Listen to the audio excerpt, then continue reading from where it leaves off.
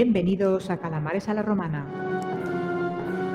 donde la historia antigua cobra vida en cada programa. Salvete, calamares. Bienvenidos a una nueva entrega de este programa. De un programa hoy podríamos decir que insular, balear, greco-púnico podríamos llamarlo. Tenemos un programa muy especial, un programa dedicado a una cosa que sabemos que os gusta mucho, que es la literatura, la novela histórica. Un programa en el cual vamos a presentaros a un escritor que ha publicado recientemente su segunda novela, una serie que promete que es muy, muy interesante y al cual le vamos a poner un poquito de altavoz porque la temática que nos trae es muy interesante, que sabemos que a vosotros, nuestros calamares, os encanta todo lo relacionado con el Mediterráneo. Sabemos que sois propensos siempre a tirar a Roma, la cabra tira al monte, la lupa tira a Roma, al Capitolino, eso Ángel lo sabe, pero hay que darle oportunidad a las otras civilizaciones y a los otros pueblos, a los bárbaros, como dice nuestro amigo Ángel. Ángel, ¿tú qué crees? ¿Podemos, no? Darle paso a los cartagineses y a los púnicos y a los baleares. Ya lo has dicho tú, en Mallorca tienen su propia cultura, muy interesante, de la que también hablaremos. Luego se fue influenciada por estas culturas púnicas, sobre todo, griega también. Y luego pues le llevamos la civilización los romanos con Quinto Cecilio Metelo y ya son de los nuestros también. Entonces hay que hablar de ellos. Bueno, pues dicho esto, hecha esta pequeña acotación, anotación y puntualización, siempre muy al estilo catoniano, ¿vale? Pues presentamos a nuestro invitado, a Alex, que ¿Cómo estamos? está aquí con nosotros. Alex Alemany, escritor. Decía, fuera de micros, que no sabía si catalogarse como escritor, pero nosotros le decimos, o le hemos dicho, tú has escrito una novela, has escrito 2 novelas, por lo tanto, a día de hoy, ante nuestro público, ante los ojos de los dioses, eres escritor, o sea que te presentamos como eso, escritor de novela histórica y además con otras virtudes, porque ya nos lo explicará a lo largo del programa que él ha hecho algo como hacemos nosotros cuando recreamos todo el mundo romano, y es que él, hablaremos del contenido de sus libros, de una figura muy relevante que es la figura del hondero balear, y él tira con onda. O sea que realmente sabe de lo que habla y sabe de lo que nos narra. Primero, Alex, antes de empezar a hablar de la novela, preséntate un poquito ante nuestros calamares y, bueno, un poquito de biografía, de currículum, para que te conozca, el que no te conozca, y dónde te puede encontrar y dónde pueden estar o dónde pueden acceder a esos libros, que eso es muy interesante también. Claro, por supuesto. Bueno, mi nombre es Alexander Alemany y, bueno, como ya habéis visto, pues ya nos llamamos Alex porque ya nos estamos aquí tuteando un poquito, ¿no? Y, bueno, yo soy nacido en Mallorca y tengo 39 años. Yo estudié la diplomatura de turismo porque, bueno, un buen día, cuando tienes 18 años, le preguntas a tu padre, te dice, yo es que quiero estudiar historia, y tu padre te dice, bueno, pero habrá que encontrar trabajo, ¿no? Estudia algo que te dé trabajo y luego ya estudias historia si quieres. Y al final, ¿qué pasa? Pues que no encuentras tiempo para estudiar historia, pero oficialmente, evidentemente, ¿no? Luego ya te documentas por tu cuenta, te vas informando y tal. Y yo siempre he sido un gran amante de la novela histórica. Entonces, al final, pues, tanto leer, yo quería escribir una novela histórica, pero lo veía muy complicado, lo veía muy, muy lejos de mi alcance, ¿no? Pero un día leí una de las novelas de Bernard Cornwell, que es el escritor de la saga de sajones, vikingos y normandos, que se ha llevado a la serie de Netflix, ¿no? En este caso de Last Kingdom. Y en una de sus, siempre, pues bueno, al final del libro te pone una nota histórica, ¿no? Y te habla un poco y te explica, claro, la época de los vikingos, siglo IX, es una época muy oscura y muy poca información, ¿no? Entonces él te dice, el trabajo del escritor es llenar los huecos de información con tu imaginación, ¿no? Ese es el trabajo del escritor. Entonces ahí fue como que se me abrió un mundo.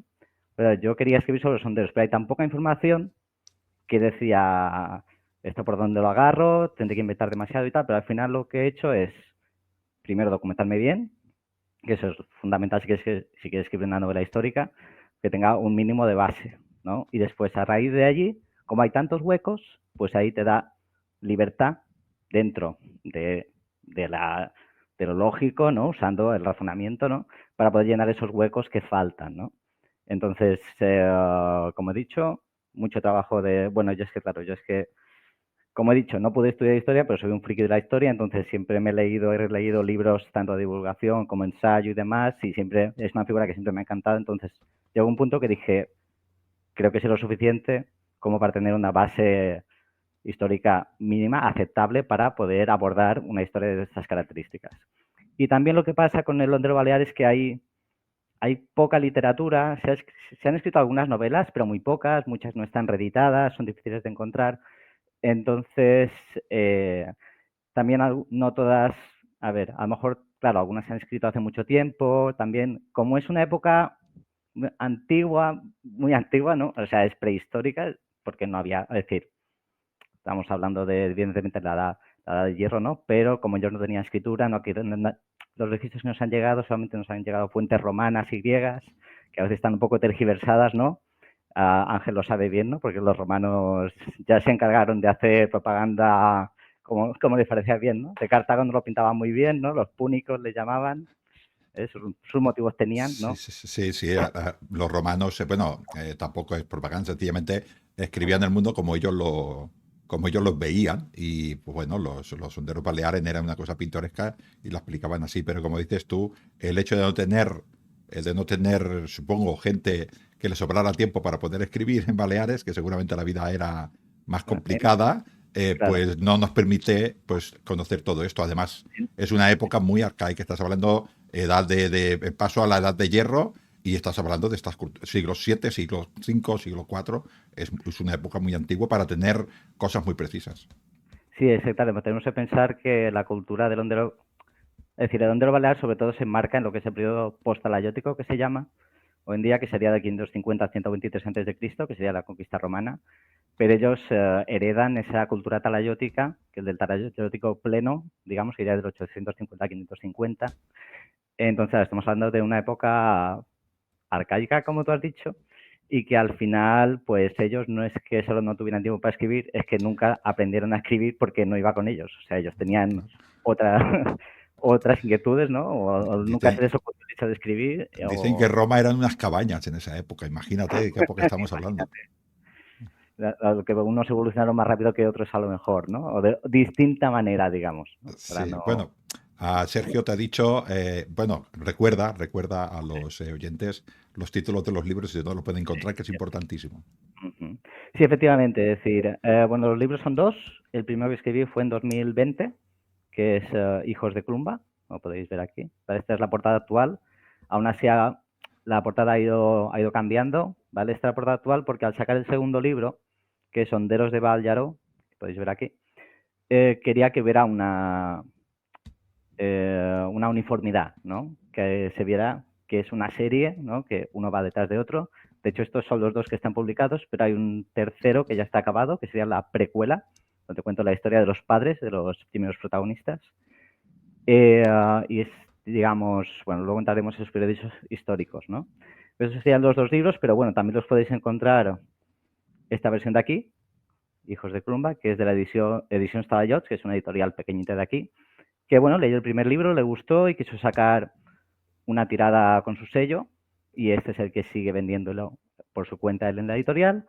Estos otros dos los podéis encontrar en Amazon.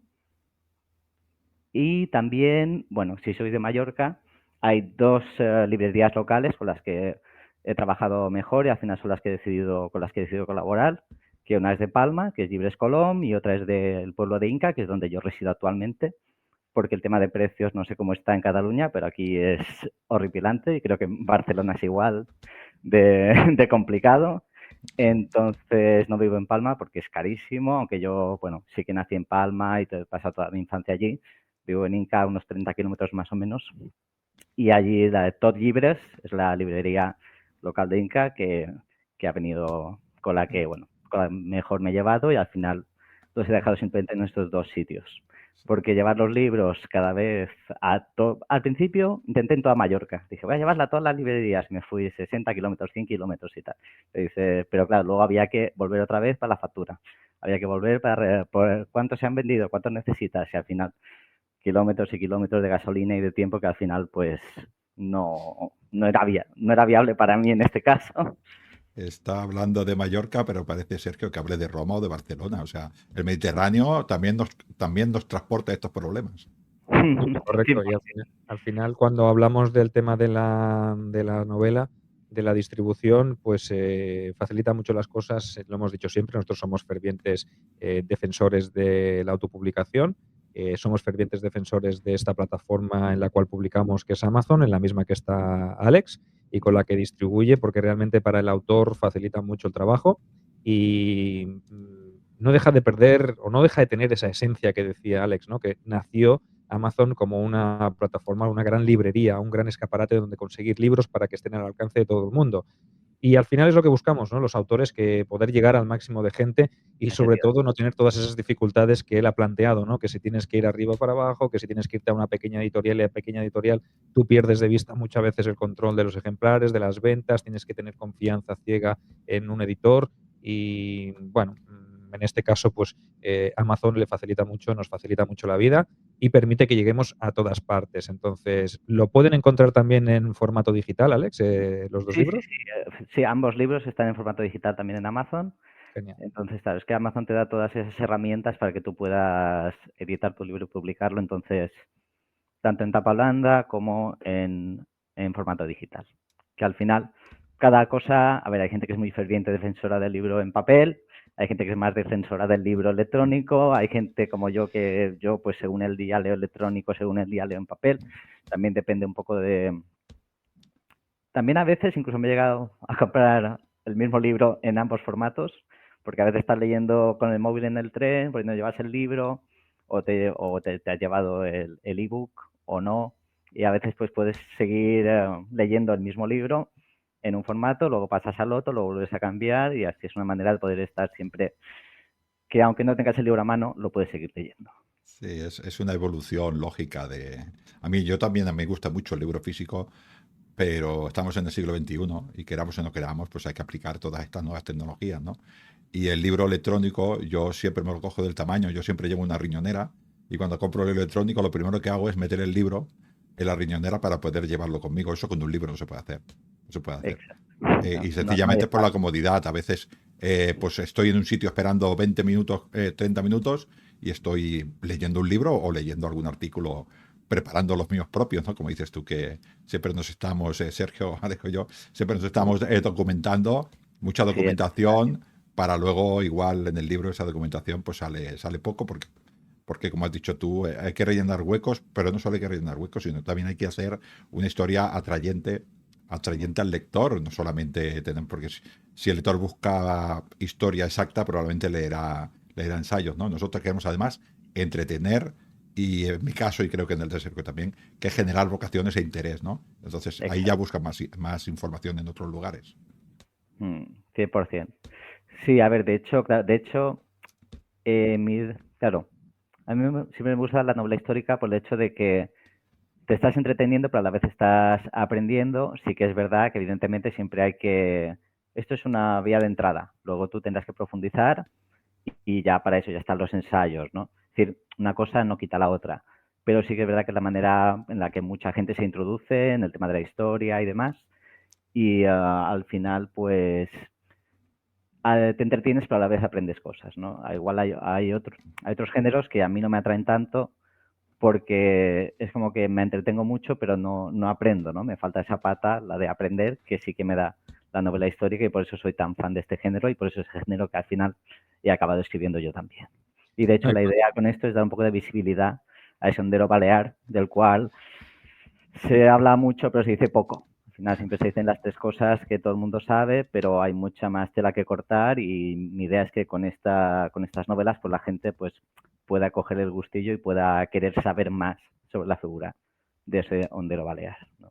Bueno, pues antes de pasar a hablar un poquito sobre la historia del hondero en sí, de la figura del hondero, del uso del hondero en los ejércitos de la antigüedad, pues si te parece nos das unas cuantas pinceladas sobre estas dos obras para que el lector captemos la atención de nuestros calamares y decidan hacerse con un ejemplar. No sé si esto lo emitiremos antes de fiestas, yo entiendo que sí, esperamos poderlo emitir antes de fiestas y que sean muchas las ventas y la curiosidad, porque el tema ya te digo que es muy, muy interesante y que seguramente llama mucho la atención. Entonces, explícanos un poquito el contexto sin entrar demasiado en desvelar datos, pero sí un pequeño aperitivo, una sinopsis de lo que puede encontrar la gente si coge estas dos obras para leer.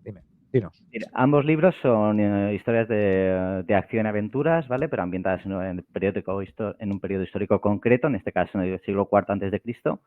El primero es de carácter más... es acción y aventuras, pero sí que es un poquito más bélico, ya que se centra en la primera batalla en la cual participaron los honderos baleares, que fue la del Monte Gnomón, en el marco de la Tercera Guerra Siciliana, en la cual tuvieron un papel destacado.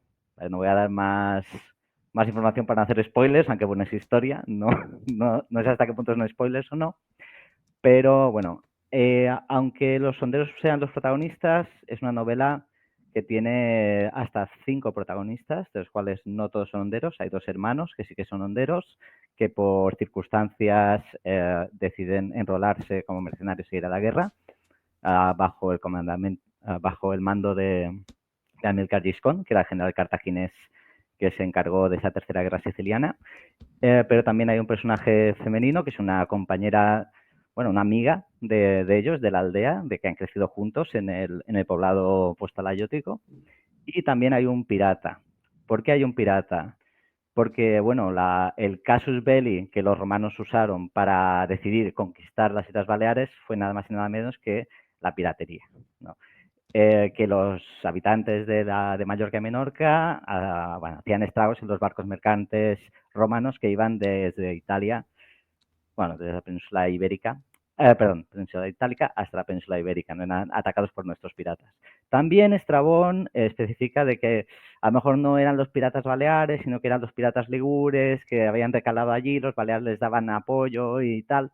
Entonces, como hay... Floro dice que no, que eran algunos baleares que se portaban mal, pero al final pagan justos por pecadores, y al final no sabemos tal, ¿no? Pero yo lo que quería era pues representar tanto la figura del hondero como la figura del pirata, y luego también pues quería un personaje femenino que pudiera también dar su versión, ¿no? Porque al final siempre nos llega la versión de los hombres, queramos que no, porque al final pues generalmente eran los que escribían la historia y demás, entonces, bueno, al final pues mi idea era que fuera un poco abarcar lo más amplios personajes lo más distintos posibles. Incluso hay un médico griego, que bueno, cuando escribáis ya entenderéis cómo puede ser que un médico griego acabe en la isla de Mallorca, pero en el siglo IV, pero hay una explicación, ¿vale? Dentro, evidentemente, de lo que es la ficción histórica, ¿no? Pero, claro, eso me daba pie a poder abordar temas de cultura clásica que a lo mejor si me centrara 100% en los honderos no podría tratar, ¿no? Gracias a este personaje pues puedo hablar de mitología griega, puedo hablar de la cultura griega, y es como un poquito como el guía en según qué aspectos, según qué momentos de la historia, ¿no? Que te cuenta un poquito pues aquella parte histórica de Grecia clásica que no podrías, que los talayóticos pues evidentemente no tenían ni por qué conocer, y seguramente no conocerían ni sabrían distinguir, ¿no? Entonces, al final, pues es eso.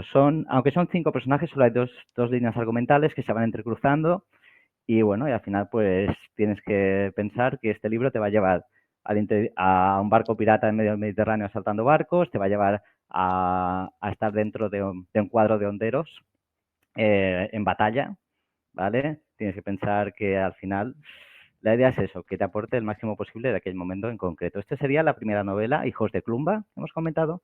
La segunda, la de Honderos de Vallaró. ¿Qué pasó?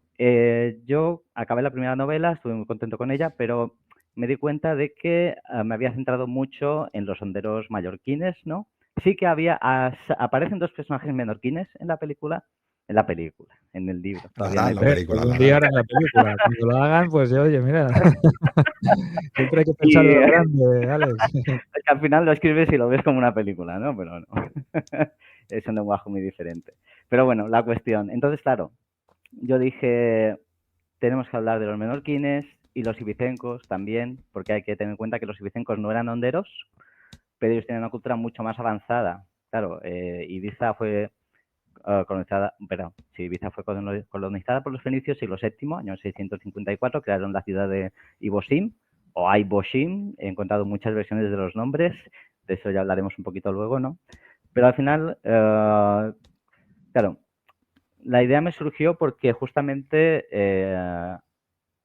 el año pasado fui a celebrar el segundo aniversario de casados con mi mujer a Menorca, una escapadita rápida, y pude convencerla de visitar algunos de los yacimientos arqueológicos de Menorca, que hay que recordar que justamente ese mismo año pasado fue nombrada Patrimonio Mundial por la UNESCO, la Menorca talayótica, ¿no? Que es toda esa serie de yacimientos pues, talayóticos y talayóticos que hay en la isla, ¿no?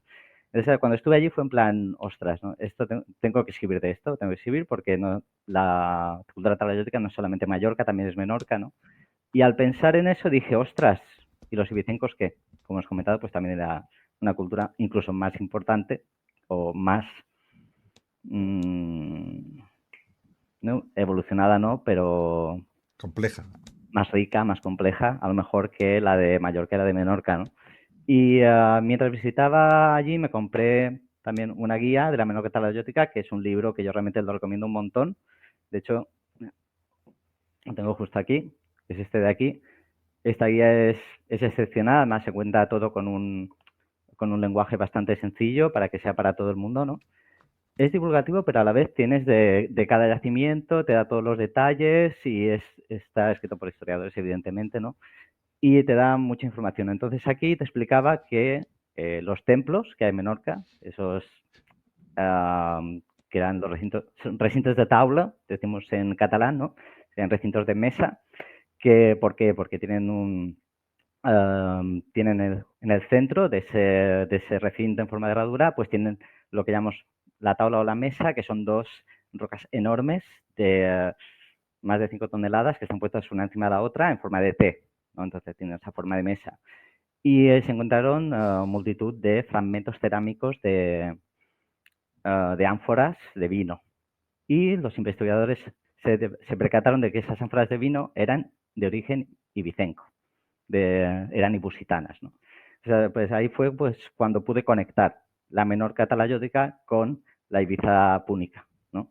De tal forma que allí fue cuando me vino a la cabeza, ostras, pues, bueno, fue cuando se me ocurrió la idea de de inventar, de pensar, de idear dos personajes ibicencos. Uno es Haitam, que es un vinatero. Puede pensar que exportaban, como ya hemos dicho, exportaban vino fuera de Ibiza, a Mallorca y Menorca, pero también al litoral peninsular, pues, con los pueblos iberos y demás, y también a aceite de oliva y demás. Y luego, claro, sí había un vinatero, pero también tenía que haber un comerciante. Entonces ahí es donde tengo las figuras de Avival y Haitam, que serían unos otros protagonistas que ya salen en la segunda novela, que eso ya los conoceremos más. Allí pues podremos conocer un poquito más cómo era la ciudad de Ibosim, cómo se dividía, pues claro, porque era una ciudad en toda regla.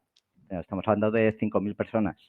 En Mallorca y Menorca los poblados eran 300 personas, en Mallorca 300 personas como mucho, en Menorca a lo mejor luego hablaremos que eran poblados más grandes, ¿vale? Con más habitantes. En Menorca todo es más grande. Los templos son más grandes, los talayots, vale, talayots, cultura talayótica. ¿Por qué talayótica? Por los talayots, por esas torres vigía, ¿no? Talayot viene de atalaya, ¿vale? Entonces eran unas torres vigías siempre, a ver, tenían múltiples funciones, no sabemos 100%, ¿no? Pero en general se entiende que eran torres vigías del lugar de reunión también del grupo, ¿vale? Estos talayots se construyen principalmente en época talayótica. En época post-talayótica ya no se seguían construyendo, se dejan un poco olvidados, pero pudiera ser que también se siguiera dándoles uso, ¿no? A esos talayots. Y de ahí viene el nombre de la cultura talayótica, pues esos talayots que medían hasta 6 metros de alto y tenían, bueno, los de Mallorca tenían 17 metros de diámetro, el más grande, 17 metros de diámetro. En Menorca eso sería un talayot normalito. En Menorca llegan a los 26 metros de diámetro. O sea, estamos hablando que son mucho más grandes. Igual que las casas también son mucho más grandes en Menorca que en Mallorca. Ahí no las llaman casas, las llaman cercles o círculos, porque tenían varios patos interiores, varias dependencias, tenían entre 10 y 15 metros de diámetro, que en metros cuadrados estamos hablando de entre un poco más de 70 metros cuadrados las más pequeñitas y más de 100 y pico las grandes, mientras que las de Mallorca eran mucho más pequeñas. La de Mallorca rondaba entre los 35 y los 45 metros cuadrados. Entonces, hemos de pensar que sí, los dos eran cultura talayótica, porque los dos tenían talayots, pero los talayots y los pueblos de Menorca eran más grandes que los mallorquines. Aún así, comparado con la ciudad de Ibiza, una ciudad con 5.000 habitantes, que tenía incluso una acrópolis amurallada y tenía después dos barrios, el barrio portuario, tenemos de pensar que era una ciudad comercial, entonces el barrio portuario era indispensable y fundamental, y aparte también tenía el barrio de los ceramistas. Pues claro, alguien tenía que producir todas esas ánforas, vasijas y material cerámico que era necesario para luego poder exportar. Entonces, todo eso aparece ya en la segunda novela. La segunda novela nos centramos más en las diferencias vemos las diferencias o vivimos las diferencias entre la Menorca talayótica y la Mallorca talayótica, y también en lo que es Ibiza, ¿no? Y la relación que había entre los pueblos de las tres islas en este caso. Sí. Los mallorquines salen, pero de manera más residual, digamos, más anecdótica en esta segunda novela. Y este sería básicamente un poquito, al final hemos mezclado un poco, con un poco de historia, ¿no? Pero bueno, para que la gente entienda cuál es la diferencia, pues yo no quería escribir exactamente lo mismo, entonces yo quería tocar temas distintos y eso me llevó a... Es muy curioso, Alex, que bueno, es que al final yo he oído a Sergio hablar también y además lo conozco y recreo con él, ¿no? Y en nuestro caso, nuestros yacimientos que tenemos alrededor nuestros son íberos y son romanos, ¿no? Y las piedras nos hablan. Yo sensaciones cuando estoy en algún lugar arqueológico, en algún yacimiento tipo Ampurias o estoy viendo algún museo importante como el arqueológico de Cataluña, cuando yo estoy viendo esas piedras siento exactamente lo mismo que tú. Tengo de alguna manera a través de los libros que expresar lo que yo siento allí, lo que veo, porque estas piedras nos cuentan historias y nosotros, en este caso, en nuestra costa de Levante de la península y vosotros en Mallorca, Menorca, Ibiza y las demás islas, al final nos estás hablando de lo que es el Mediterráneo, que el Mediterráneo es el mar de las culturas y se va moviendo de un lugar al otro. Cada siglo pues tiene su cultura dominante, se va moviendo de un lugar al otro y esta cultura se mueve de un lugar al otro precisamente por el comercio, que es lo que motiva realmente esta cultura, ¿no? Y entonces, pues bueno, en este caso, en estos primeros tiempos tenemos en Mallorca dijéramos, la cultura púnica, también está muy cerca, ¿no? Y esto poquito a poquito se va mezclando con otras, ¿no? Y esto al final, como dices tú, cuando llega a una isla, pues la potencia más que a la otra que está un poquitín más lejana, ¿no? Además, los púnicos ya, para que veas, ya civilizaban por ciudad, que es que estamos ya viendo esto también. Claro, es que hay que tener eso en cuenta, que es que en Ibiza era la ciudad y luego lo demás eran granjas y núcleos más agrícolas, pero no había más poblaciones así importantes, digamos, todo eran asentamientos agrícolas y la ciudad que lo dominaba todo. Lo vertebraba. Ya no es una isla enorme, pero bueno, pero ya dice mucho que un solo asentamiento tenga tanto poder sobre el resto de esa isla. Entonces, bueno, ahí pues, sí, no, acaba Ángel. No, quería decir que allí los púnicos en contacto con esas islas es donde conocen a los protagonistas de tus libros, ¿no? Efectivamente. Que son los sonderos, ¿no? Y dicen, supongo que dijeron, ¿cómo tira esta gente? Vamos a ver si tiran bien en batalla de verdad. Y a partir de ahí se mueve, ¿no? Vamos a usarlos para lo que sirven, para lo que nosotros nos sirven, ¿no? Claro, es que ellos lo que les pasó a los cartagineses es que, claro, llegaron a Sicilia y se dieron cuenta que tenían que combatir contra tropas bien adestradas y bien equipadas. Estamos hablando del hoplita griego, ¿no? Con ese aspis, con ese escudo, ese gran escudo, con su casco, sus grebas, entonces muy protegido, su linotórax. Y claro, eran unas tropas que es que no era a lo mejor tan fácil hacer frente. Las flechas funcionaban, pero claro, si están tan protegidos ya no funcionan tan bien como cuando tiras flechas a gente desorganizada y sin protecciones adecuadas, ¿no? En cambio, Diodoro Sículo nos cuenta que los honderos destrozaban las armaduras, los cascos y los escudos como si fueran de mantequilla, ¿no? Entonces, ese es el motivo por el cual los cartagineses tiran de estos honderos, porque se dan cuenta que con ellos pueden abrir brechas en las falanges griegas de Sicilia de una forma mucho más simple, ¿no? Más fácilmente, ¿no? Entonces, ese es el valor especial que tienen los honderos en aquel entonces y por eso les encuentran la utilidad y tiran de ellos para el resto de las guerras que seguirán, ¿no? Que luego a lo mejor ya votaremos con más profundidad, pero que bueno, que tenemos honderos para aburrir, desde la Segunda Guerra Siciliana hasta Julio César. Entonces, Sí. pasa Sí, los siglos rápido. la historia es muy interesante. Yo os recomiendo que leáis estos libros.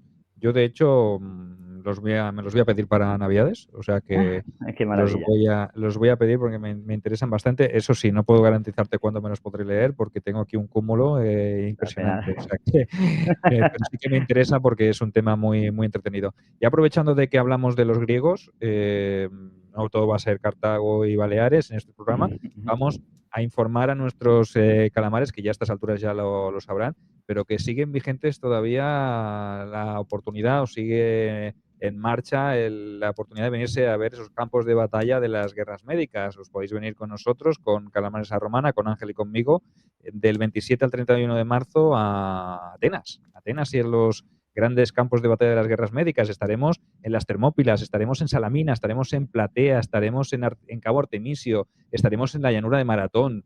O sea, Es una locura. O sea, yo es porque justamente mi hijo nace el 27 está previsto el nacimiento, pero es que si no es que venía de cabeza. Pero al final pues tienes que compactar las obligaciones familiares, ¿no? Pero la verdad es que el mismo sitio donde estuvo Leónidas, pisar el mismo suelo, está... Uy. ¿Me veis? Sí, sí. Vale. Estar en Atenas, o sea, poder pasear por la Acrópolis, es que al final hay tantas figuras, tantos hechos que hemos leído tanto y hemos visto tanto, hemos visto versiones más históricamente fieles que otras, ¿no? Está 300 y luego están los libros de ensayo, luego están las novelas. La novela de Salamina de Negrete es buenísima también. Pues es algo que...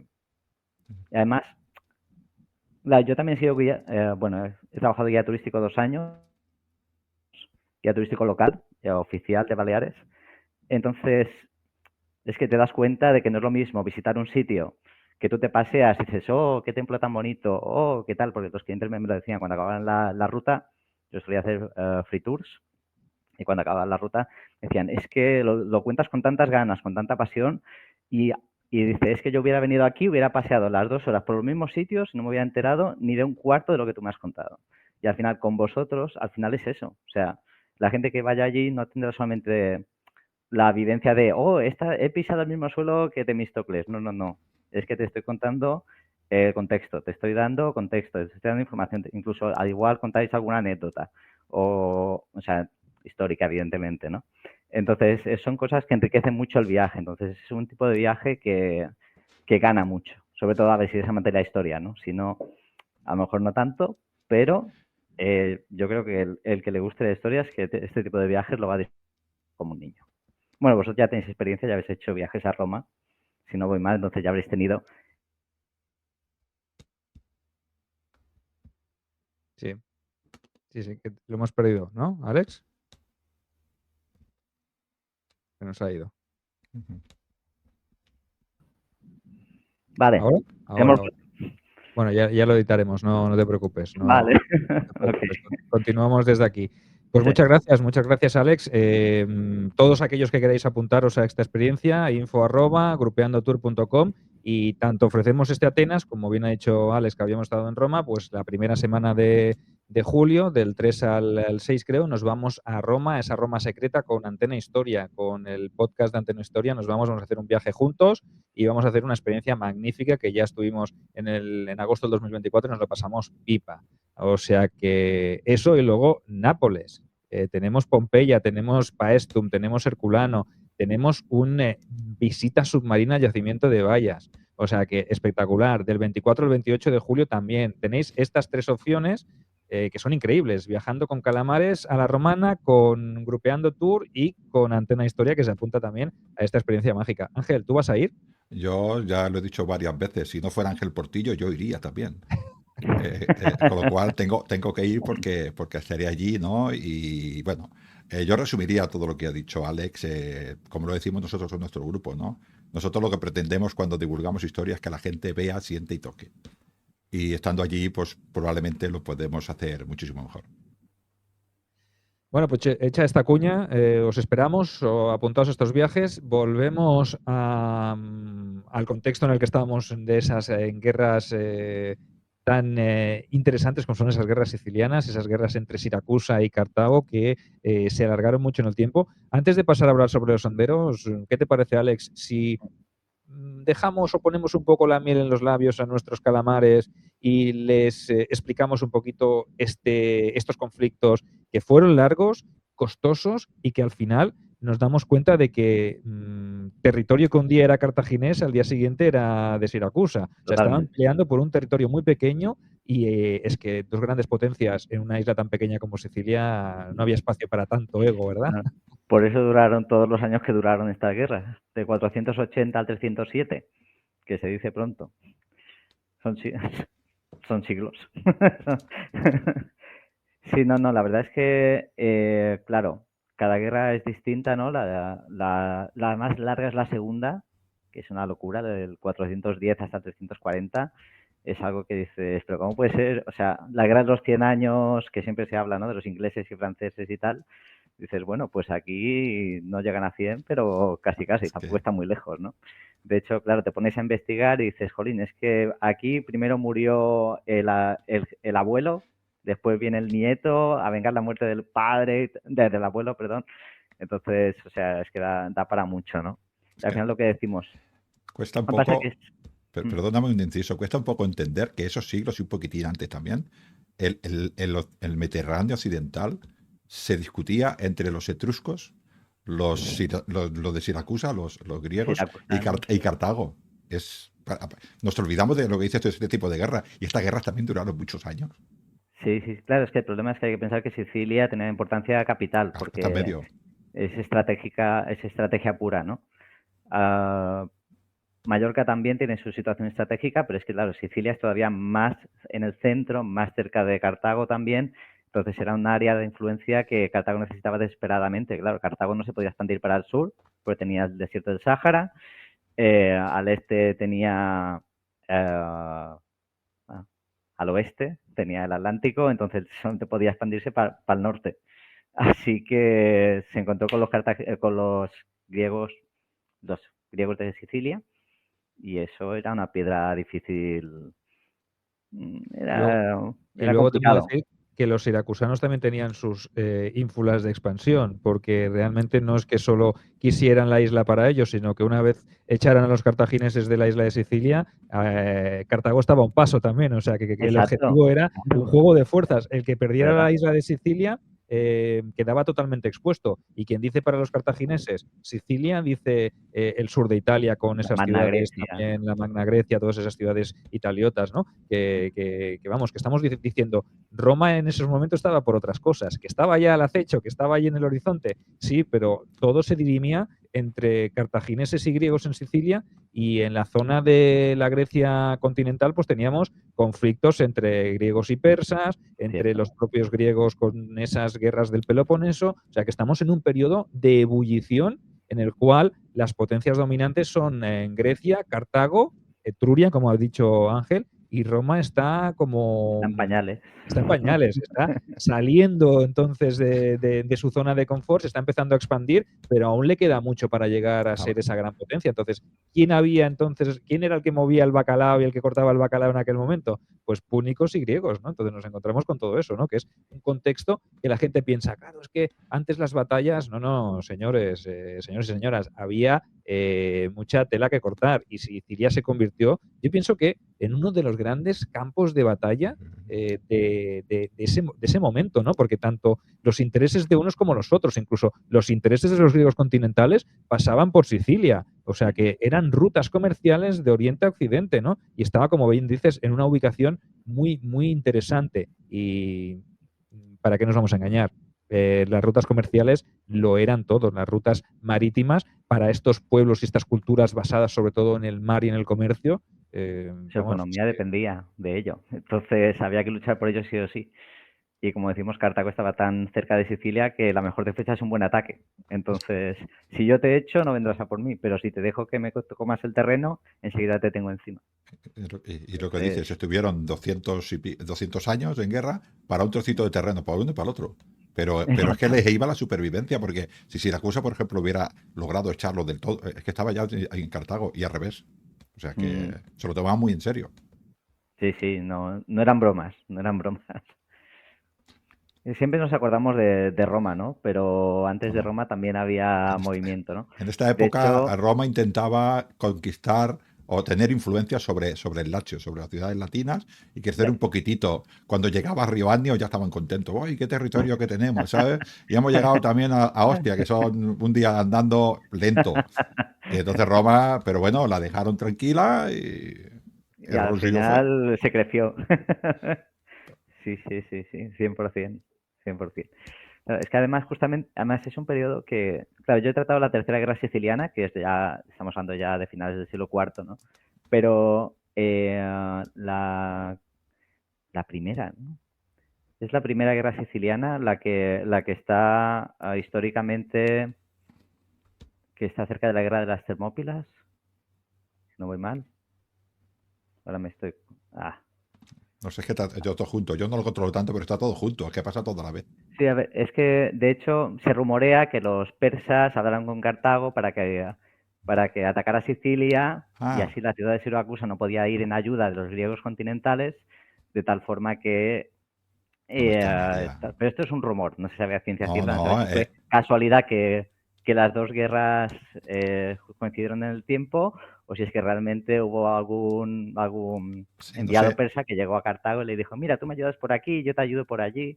Entonces Es también... normal, es normal. Yo, por ejemplo, que conozco más la historia de Roma, se dice que por estos principios del siglo VI, 500, Cartago hizo acuerdos con Roma un poquitín para apretar a los etruscos, que eran sus enemigos. Sencillamente era para eso, para que les apretaran un poquitín al Y sur luego y mira cómo perdieran acabaron recursos.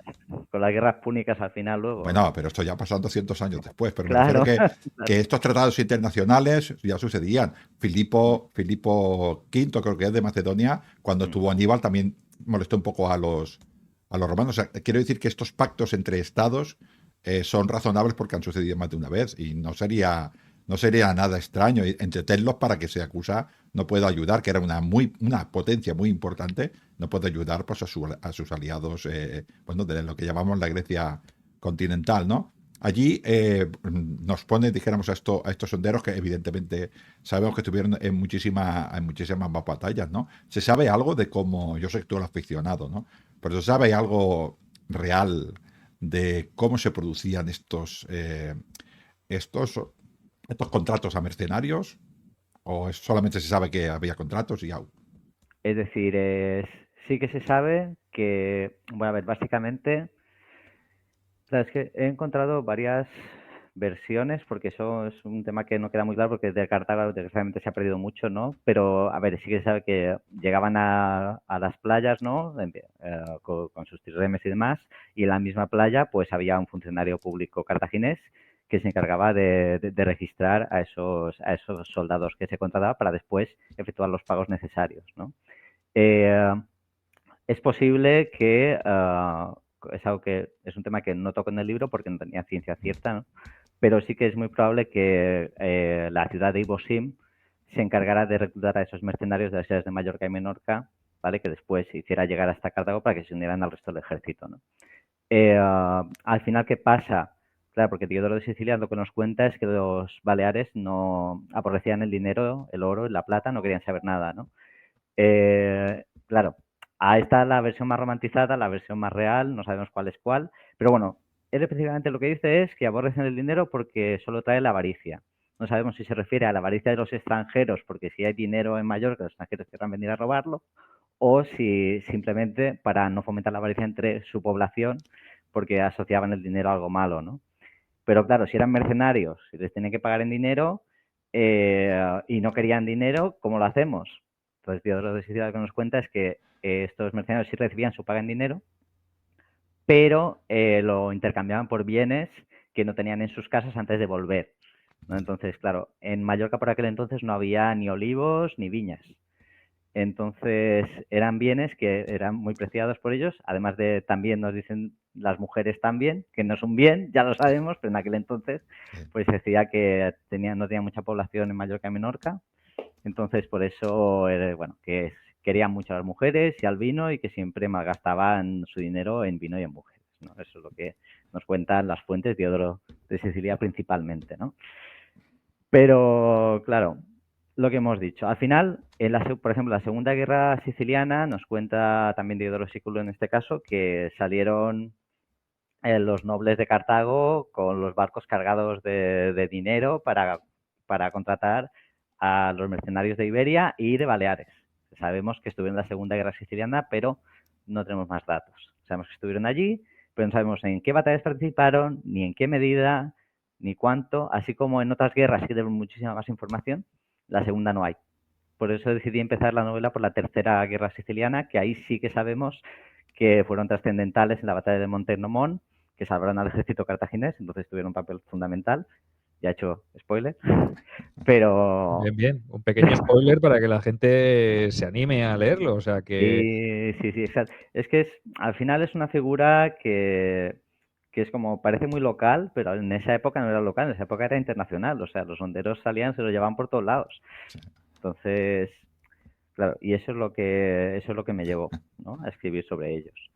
Entonces, claro, y la cosa es que honderos había en todo el Mediterráneo. Había en Grecia, había en Mallorca, había en Menorca, pero había por todo. Y todos eran, o sea, los griegos también eran espectaculares. O sea, los honderos de Acaya también tienen mucha fama. De hecho, se decía que se entrenaban tirando con la onda a través de varios aros. Los niños pequeñitos se aprendían así, ¿no? Diodoro Sículo, lo que cuenta los Baleares es un entrenamiento un poco más heavy, que, bueno, ese sí que es algo que sí mucha gente lo conoce, ¿no? Pero así como nos cuenta Diodoro Sículo y muchas otras fuentes. O sea, Estrabón también habla de ello, Tito Livio habla de ello, y es que las madres colgaban la comida de los niños de los árboles o de una estaca y los niños tenían que tirar esa comida, si no, no comían. Esto hoy en día a lo mejor sería maltrato infantil, ¿vale? Pero en aquel entonces pues era la manera correcta de educar a tus hijos, ¿no? Es decir, si mi hijo no tira la comida es que no vale para nada. Mejor me busco otro. Me saco otro porque este no sirve. Entonces, bueno, es un poco heavy, pero bueno, no es una costumbre un poco más bárbara que los de Acaya, que tenían sus aros y tal, pero bueno. Sí. Entonces, eso es lo que se supone que eso es lo que los hacía mejores que los demás, ¿no? Aparte de que nos cuenta Diodoro Sículo que tiraban proyectiles que pesaban una mina. Una mina, estamos hablando de proyectiles de más de 400 gramos, 436 gramos, casi medio kilo de proyectil. O sea, Diodoro decía que eran los que tiraban las piedras más pesadas, que tiraban más lejos y que lo hacían mejor. Entonces era otra cosa que los diferenciaba de los demás, ¿no? Entonces, claro, por eso eran tan buscados. Antes, en todo caso, Alex, antes de hablarnos un poquitín del equipamiento de estos, o del equipamiento más estándar, porque claro, en tantos años seguramente el equipamiento fue variando. ¿Qué te iba a decir? Sergio y yo tenemos un problema, y es que cuando escribimos un libro, escribimos la segunda parte, no podemos parar y escribimos la tercera parte. ¿Esto te va a pasar a ti?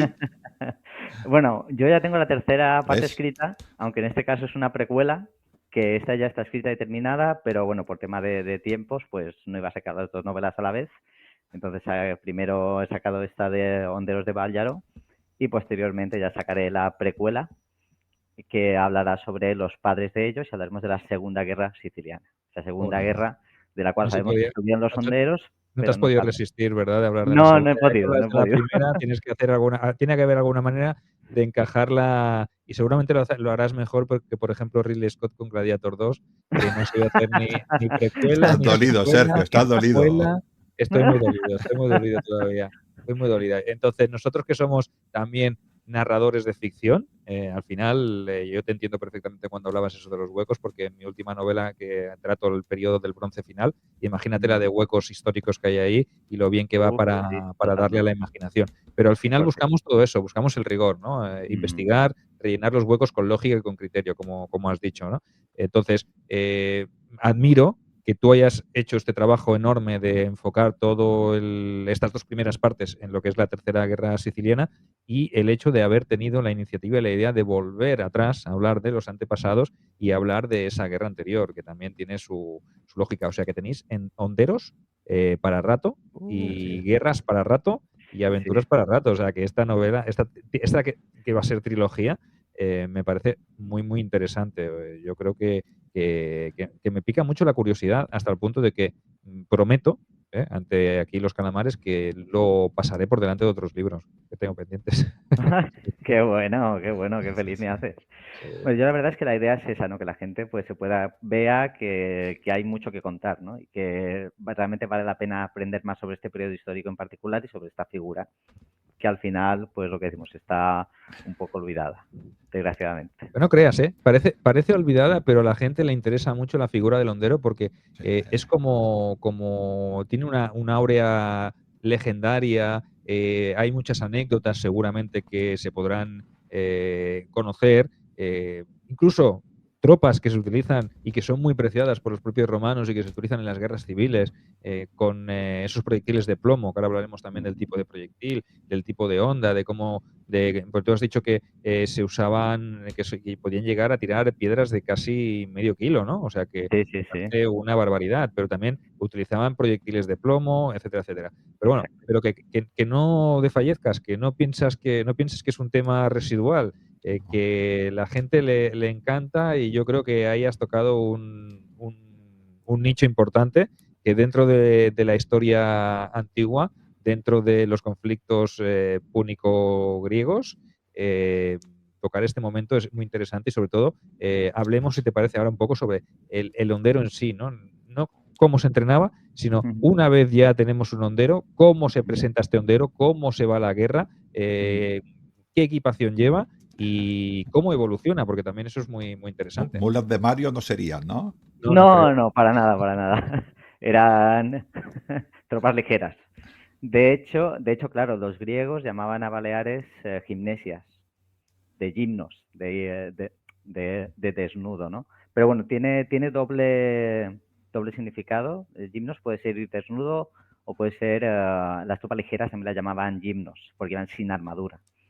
Entonces, claro, estamos hablando de tropas 100% ligeras, sin peso ninguno, protecciones las mínimas. De hecho, Tito Livio nos cuenta que en las guerras púnicas simplemente llevaban sus 3 ondas. En función de la distancia usaban una u otra, tenían la corta, la media y la larga. De hecho, los griegos pusieron nombre a este tipo de ondas.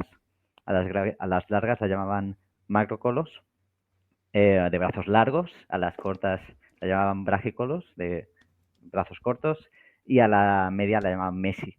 Entonces, ¿por qué? Porque la larga tiraba hasta más de 100 metros, la corta hasta 20 metros y después la media, que era la más polivalente, ¿no? Que era de los 20 a los 100 metros.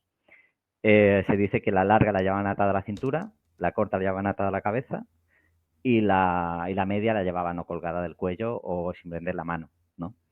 Entonces, ese es el equipamiento básico. Luego, lo que hemos dicho, ¿iban desnudos en verano? Puede que sí, puede que no. Yo opto más por pensar que, bueno, de hecho, claro, se cree que a lo mejor al inicio iban más desnudos, vestidos con pieles y tal, y luego ya con la influencia cartaginesa ya empezaron a llevar alguna túnica sencilla o demás, ¿no? Y después ya Estrabón nos dice que también llevaban un escudo pequeño forrado con piel de cabra y una lanza o con punta de metálica o simplemente un palo que le habían hecho punta y lo habían endurecido al fuego.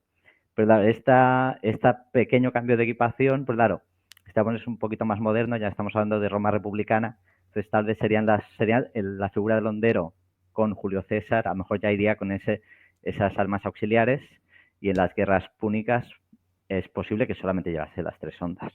Es posible que al entrar a formar parte de las tropas romanas también el equipo mejorase un poco, pues porque además de tener una función de tropas de distancia, de disparar desde la distancia, pues sí que es verdad que las tropas romanas también tienen caballería más móvil. En los ejércitos griegos no había tanta caballería, o la caballería tenía una función más residual, más de hostigamiento y más de persecución. En cambio, las tropas romanas ya parecen caballerías mucho más móviles, tropas más rápidas, tropas ligeras también, como los propios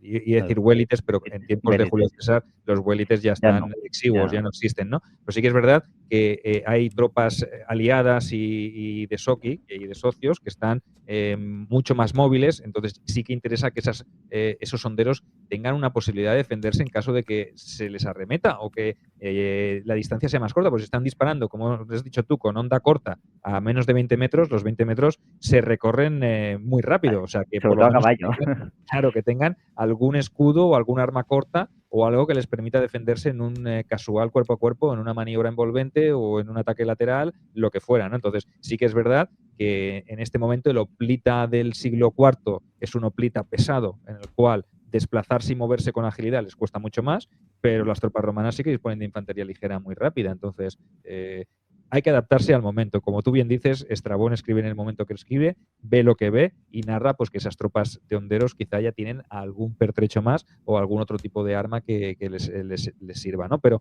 sí que es verdad que me encanta la definición de ese hombre que va con túnica ligera, con tres ondas, y muy interesante lo que has dicho, ¿no? Que la onda larga, al ser más grande, pues va atada a la cintura, y la otra, al ser más pequeña, va atada a la cabeza, y es una cuestión simplemente de la proporción y de la parte del cuerpo por la longitud de la propia arma, ¿no? 100 metros, has dicho, hasta 100 metros.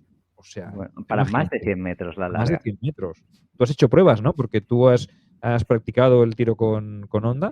Entonces, Sí, ¿qué nos puedes decir sobre la técnica, sobre...? sí, de hecho, claro, a ver, bueno, claro, hoy en día hay una Federación Balear de Tiro con Onda, que es la única federación oficial de España de tiro con onda. Hay otras partes de España que se practica el tiro con onda, pero no hay una federación deportiva detrás, ni hay un reglamento, es más en fiestas patronales y demás. Y aquí tenemos dos tipos de competición, la de precisión y la de longitud. La de longitud, hoy en día, el récord está en la distancia de 169 metros por parte de Lluís Pons Livermore, que es como la figura más famosa dentro del tiro con onda. De hecho, ha participado en varios documentales de canal de historia y demás. Cuando los extranjeros buscan un hondero balear, siempre acuden a él. Además, creo que tiene familia británica, él es menorquín, pero tiene el segundo apellido es Livermore, entonces suena muy extranjero y debe hablar inglés bastante bien, entonces se ve que lo fichan bastante. 169 metros. Genofonte nos da datos, en su día nos cuenta que los honderos se llegaban hasta 600 pies de entonces, ¿vale? No los británicos, que al cambio serían unos 177 metros. Entonces, aunque actualmente el hondero que ha tirado más lejos ha tirado a 169, según Genofonte, los honderos llegaban hasta 177. Los arqueros, en cambio, llegaban un poquito más corto, según Genofonte, ya, es decir, traduciendo, serían 154 metros llegaban los arqueros, 177 llegaban los honderos.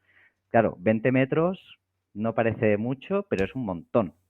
Es una ventaja táctica increíble, porque claro, si tú puedes llegar a 20 metros más que el rival, significa que tú ya le estás matando gente cuando ellos todavía no llegan hasta ti.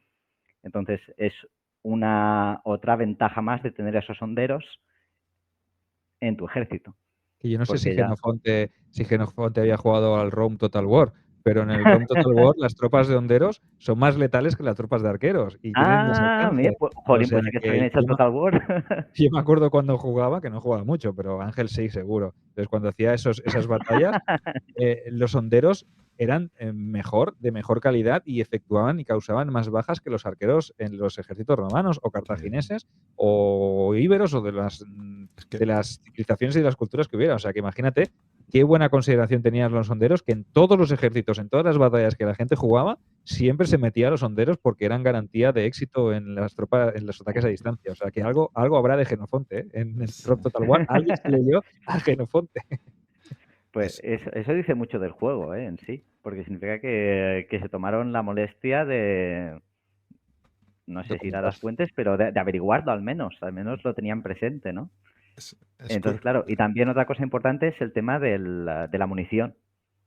Pues claro, no hemos hablado de la munición y también es un tema importante. La gente a veces dice, no, porque la onda tú puedes tirar, coges cualquier piedra del suelo y tiras con la onda. Esto no va así. O sea, si tú coges una piedra irregular del suelo, la piedra irá a cualquier lado. No puedes tener precisión. Entonces, lo normal es siempre usar cantos rodados o guijarros bueno, de río. Aquí no tenemos ríos, pero bueno, tenemos torrentes, tenemos playas de guijarros. Entonces, esas eran las piedras que incluso las podía modificar para que tuvieran incluso el tamaño deseado, la forma deseada.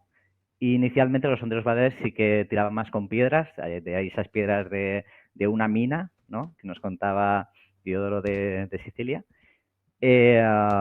Pero la munición se fue modificando, ¿vale?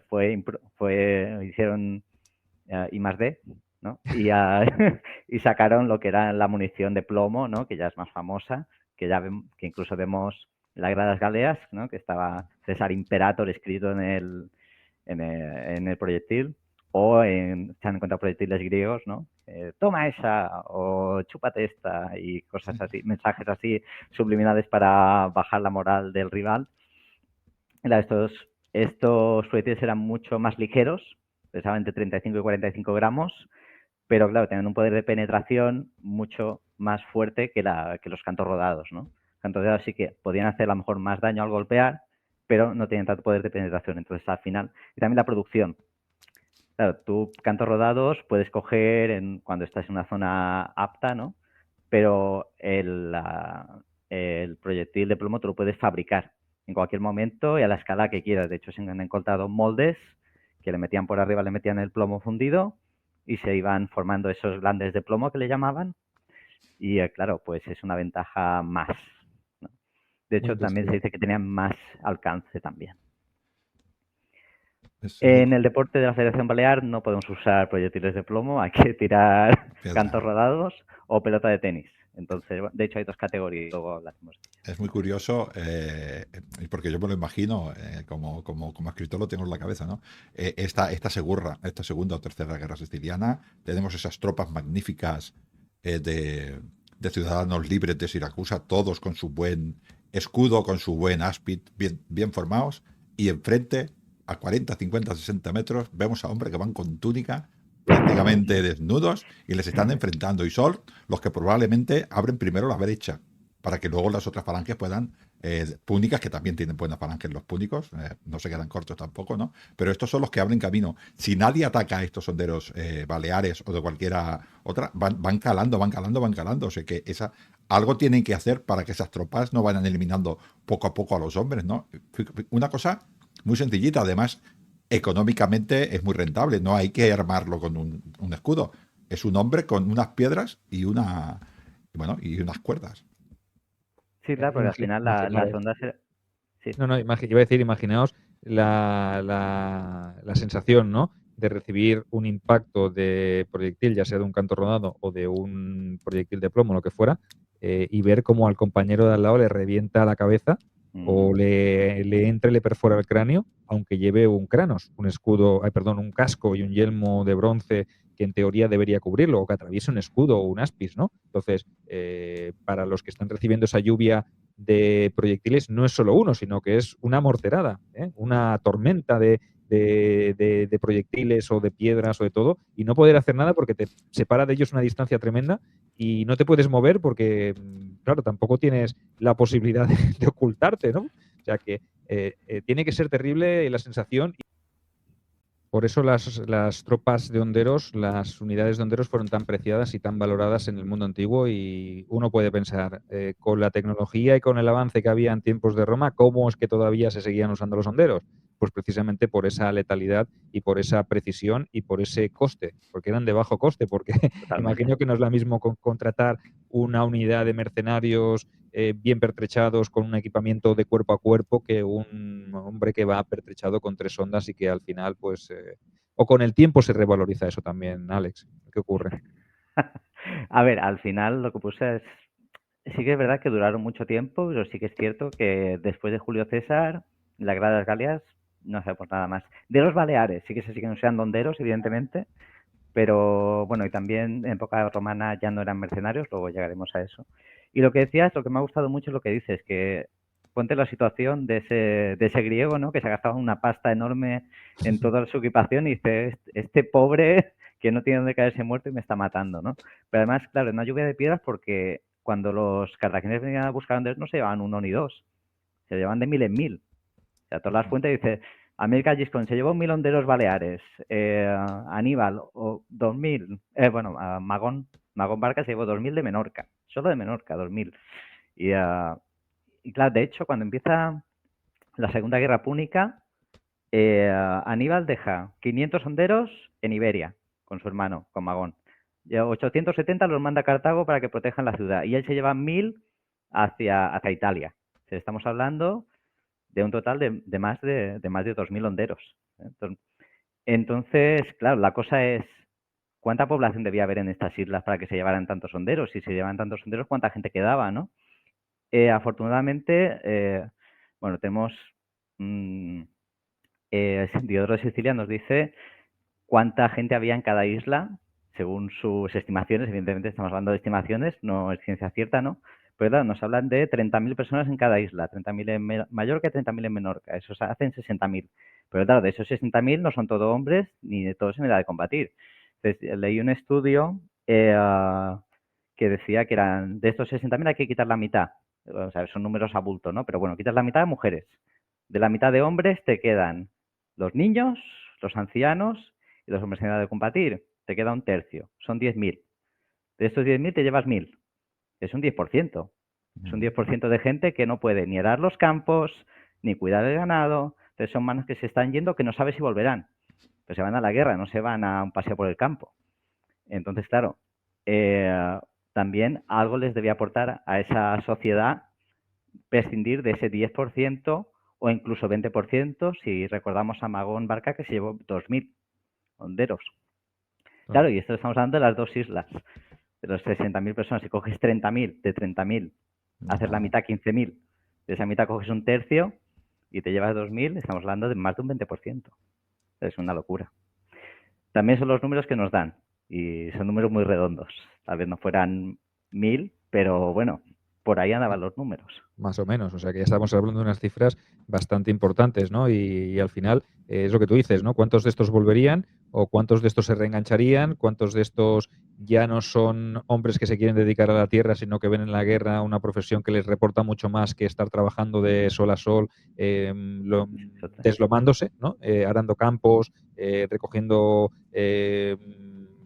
verdura, fruta, trigo, cereal, lo que haga falta, ¿no? Entonces, aquí es verdad que el ejército reporta algo que es el botín. Y si te vas con un general ganador, tú imagínate irte con Aníbal en una expedición que decías, ¿qué puede ocurrir? ¿No? Y cuando estás en las puertas, a las puertas de Roma después de Canas, dices, joder, tengo que tener la saca llena de monedas de todo lo que hemos llegado a saquear y de todos los ejércitos romanos que hemos vencido. Debería ser algo épico, ¿no? Pertenecer a esa expedición. Después de tantos años persiguiéndole y de meterse en una gesta que parecía a priori bastante complicada, enfrentarse a la todopoderosa República Romana en un momento también álgido para Roma, pues nos encontramos en situaciones en la cual la vida del mercenario yo pienso que tampoco era tan mala, ¿no? Y para estar sufriendo, pues mejor enrólate en el ejército, haz las Américas, ¿no? Como se decía, y vete con un general que te reporte fama, ¿no? Entonces, sí que es verdad que es un territorio muy pequeño, que la proporción de gente que puedes contratar es limitada y que imagino que no todo el mundo era hondero, ¿no? Es decir, no todos los jóvenes tenían la pericia, ni la precisión, ni la experiencia como para poder servir como mercenario. No lo sé si hay una estadística, porque ya meternos en esos detalles es más complicado, pero sí que es verdad que no todo el mundo sabía tirar con honda. Aunque sí que es verdad que trataban a todos los niños por igual, las madres a sus hijos, era como una costumbre, pero de ahí, a ver, se supone que todos eran maravillosos y extraordinarios, pero claro, lo que tú dices, siempre dentro de que todos se defendieran con la onda, había que tendrían más capacidad que otros. Pero bueno, se supone que todos habían tirado su comida para poder comer. No, Entonces se supone que todos tenían un mínimo de calidad, ¿no? Habían pasado un estándar de calidad mínimo, que era ese entrenamiento que hacían sus madres a sus niños, ¿no? Sergio lo dice porque en Roma todos los niños eran bien educados por las matronas, por sus madres, bien educados por sus padres, les enseñaban las victorias, pero hemos tenido generales que son un auténtico desastre. Pues lo mismo pasaría. Eso sí que los generales sí que... Por lo al mismo final es pasa con eso. los soldados. Quiero decir que hay soldados que se les entrena igual que a los demás, pero hay unos que son patos y los otros que son hombres de lucha. Exacto. Efectivamente, efectivamente. A mí, yo lo que más me sorprende es la entrada que tuvo Aníbal en la península itálica, que entró arrollando con todo. O sea, perdió mucha gente en su periplo por los Alpes y tal, pero luego entra y victoria tras victoria y todo. Y en cada una de esas primeras victorias los honderos tuvieron una importancia crucial, sobre todo lo que es Trebia, el lago Trasimeno. O sea, fueron batallas que los honderos tuvieron un papel súper relevante. De hecho, Tito Livio nos comenta que en Trebia ellos desbaratan la carga de caballería romana. Eh, ellos, y luego ya entran los elefantes, ¿no? Acabando con todo, ¿no? Y luego en el lago Trasimeno, esa celada que le hace Aníbal, que coloca a los honderos detrás de unas colinas y cuando se acerca el pobre ejército romano los acribillan a base de bien por los flancos y luego ya Aníbal entra con la infantería y los arrolla, ¿no? Entonces, claro, al final tuvieron esa importancia, estuvieron allí. Y para tener en cuenta que hablaban de ellos por lo bien que lo hacían, no por la fama que pudieran tener o no tener, o porque fueran de buena familia, o porque yo escribo la historia y cuento lo que quiero. No, no, es que además lo que nos ha llegado es lo de los enemigos de los cartagineses. O sea, de sus enemigos los ponían en valor. No, y si luego los propios romanos los reclutan para sus ejércitos y los Exacto. utilizan, quiere decir que realmente tienen un valor que ellos han presenciado y del cual han sido testigos, por no decir testigos barra víctimas, ¿no? Entonces, Barra víctima. se dan cuenta de la necesidad y la importancia de tener este tipo de tropas, ¿no? Porque honderos, tú ya lo has dicho, que hay honderos en muchas regiones. De hecho, Alejandro Magno en sus campañas en Persia también lleva arqueros, jabalineros, honderos, tropas de peltastas, ¿no? Que le llaman Exacto, peltastas griegos, exacto. Sí, pero que tienes un montón de tipo de tropa ligera, ¿no? Y los honderos pues ya son una tropa especiada y que ya se conocen, es decir, tienen una tradición y no solo en Baleares, pese a que los honderos baleares pues tienen esa Esa importancia fama, y ese gracias. romanticismo, ¿no? Diría yo, porque También. es más Bueno, un romanticismo y una imagen que se ha labrado en base a sus éxitos y a su importancia en los campos de batalla, ¿no? Antes de finalizar, porque se nos echa el tiempo encima, está siendo una conversación muy agradable, pero el tiempo manda, las obligaciones mandan y realmente hemos tratado un tema. Nos quedan más cosas pendientes, por eso no te preocupes. Te vamos a volver a citar. Te enviaremos una cédula de citación, tendrás que pasarte por el canal y tendremos que seguir hablando porque estoy convencido de que nuestra audiencia, Ángel, ¿verdad? Nuestros videoyentes nos reclamarán la presencia de Alex porque aparte el tipo se expresa muy bien, sabe muy bien de lo que habla y yo creo que nos lo tendríamos que llevar a Atenas de viaje también para que nos explicara también la presencia de los honderos, ¿no? ¿Qué opinas? ¿Lo podríamos hacer un contrato ahí de auxiliar, ¿no? De hondero, nos lo llevamos para el escenario. Con mucho gusto.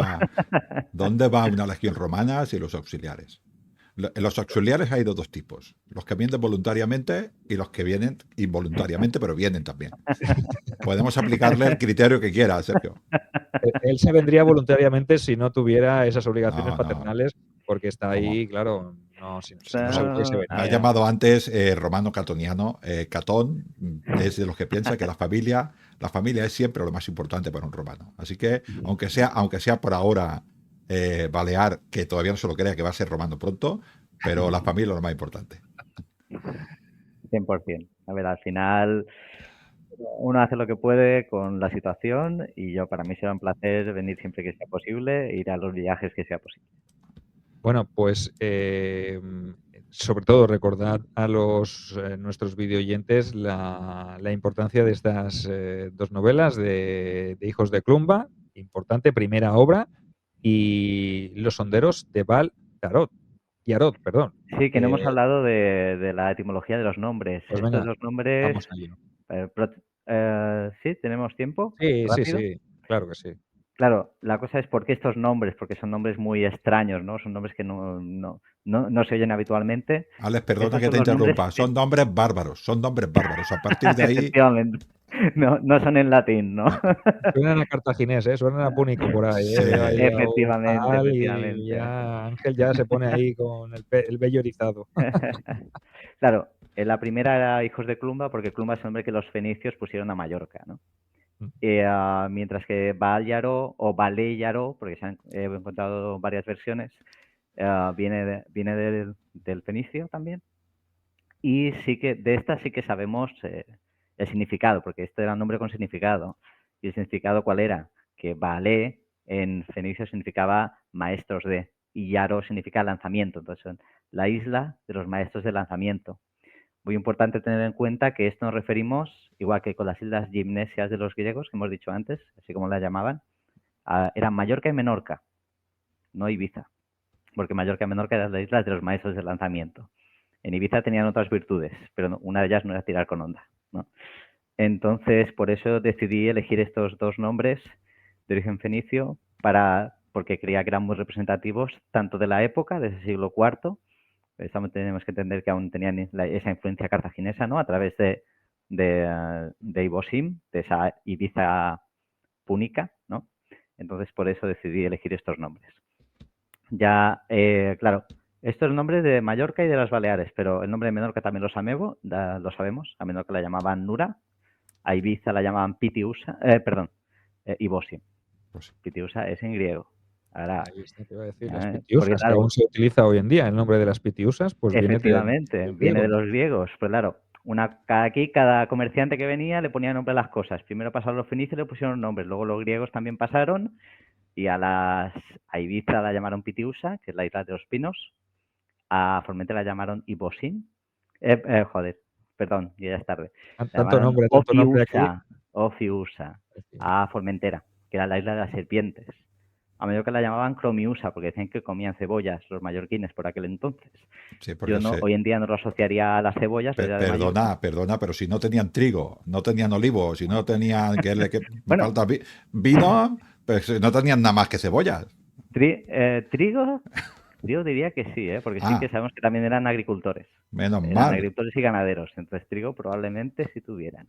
Pero sí que es verdad que no tenían mucho más. Aceitunas no, vino tampoco. O sea, algo tenían. es factible lo de las cebollas, ¿no? Es posible que sí que hubiese mucha cebolla por allí, ¿no? Entonces, al final... ¿Cómo le dice buena conquistar? Por poner, ¿eh? O sea, que al final, si eso es... Eso es. Salían de allí llorando, ¿no? Pero bueno, al final... yo te iba a proponer y narrar las guerras sicilianas desde el punto de vista de los griegos, de los sicilianos y de los siracusanos. ¿Se te ha pasado? Porque no apareces. Tú lo narrarás, entiendo, desde el punto de vista del bando cartaginés, ¿no? Sí. Es un tema que me parece súper interesante. Lo que pasa es que, claro, yo quería dar más visibilidad al hondero balear y no, en este caso, no. Es decir, sí que hablo de los griegos, hablo de su participación en el conflicto y tal que sale en la novela, igual que lo del tirano Agatocles, que en aquel entonces, en la Tercera Guerra Siciliana, era el que comandaba los ejércitos siracusanos, ¿no? Pero en este caso no me he puesto en la piel de ningún hoplita griego como tal, no es uno de los protagonistas, pero sí que están allí, hablo de ellos, de su equipamiento, sus formaciones, cómo actuaban en batalla y demás, pero sí que para futuros libros, quién sabe. No cierras la puerta, no cierras esa puerta, que siempre hay que tenerlas abiertas. Y ya sabemos nosotros, Ángel, que cuando empiezas a escribir una novela, un libro, te van saliendo tantas historias paralelas, tantas cosas que querrías hacer y dices, esto me lo guardo, es una buena idea, ya la desarrollaré. Y de esas pequeñas ideas pues surgen grandes proyectos, ¿no? Entonces, dejémoslo ahí, dejémoslo como una puerta abierta, nunca hay que cerrarlas todas. Y Alex, en darte las gracias, sobre todo por este tiempo, por acompañarnos, que hemos estado mucho tiempo dilatando esta quedada porque por asuntos personales, de agenda y todo, nos ha sido complicado, imposible por un lado, complicado por otro, cuadrarlo, pero oye, más yo espero que también es aún más complicado. Cuando son dos ya es difícil, pero con tres ya... Yo espero que te hayas sentido bien, te hayas sentido a gusto y sobre todo lo que esperamos de este encuentro, de esta presentación, de esta exposición de hechos, es que la gente se interese más por el periodo, por el contexto, por tus obras, por la figura de los honderos y que tengas mucha suerte, que tengas mucha fortuna, que reces al dios que reces, ya puedes rezar a Baal, a Zeus o a Júpiter o a quien quieras. No sé cómo Sergio puede ser tan blasfemo. Se reza a Júpiter. Y de ahí ya... Y ya está. Qué grande Claudio Marcelo, que fue el único que conquistó Siracusa. Y ahí lo dejo. Porque los talayots son de Júpiter, ¿no? Son Sí. altares en ofrenda a Júpiter. Pero no también. lo sabían. A lo mejor posteriormente. No lo quién sabe. sabían, Sergio. Que a Ellos veces no lo sabían, pero no, lo eran. pero lo eran, lo eran. Ya hablaremos del carácter divino y religioso de esos talayots, lo dejamos para un próximo programa. Alex, un Gran placer, idea. mucha suerte con las ventas y Muchas oye, que esta es tu casa, que ya sabes que puedes venir las veces que quieras y te ofrecemos Calamares a la Romana pues como un expositor para que tú puedas venir a divulgar y hablarnos de este tema y de otros tantos, que no tienes que hablar solo de honderos, que si quieres venir y hablar de otros temas, pues oye, aquí serás bien recibido porque ya sabes que esto, sobre todo, lo que intentamos es que esto sea una charla entre amigos, que sea un ambiente muy distendido y que nuestro exquisito club de calamares están encantados con este tipo de temáticas. O sea que un placer haberte tenido, Alex.